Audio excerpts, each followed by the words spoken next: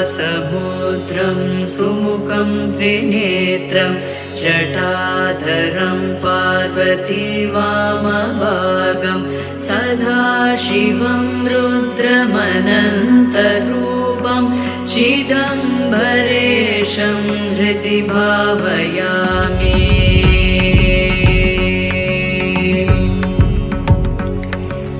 वाचामतीतं फणिभूषणाङ्गं गणेशतातं धनस्य मित्रं कन्दर्पनाशं